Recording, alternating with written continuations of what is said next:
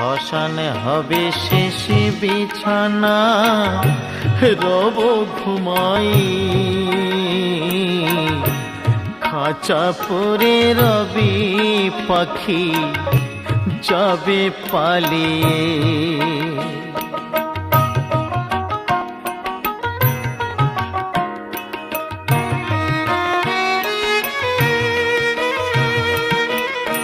প্রাণ পাখি পালালে দেহ আর দেবে না সাড়া, রাতে মরলে সকাল হলে বলবে বাঁশি মরা।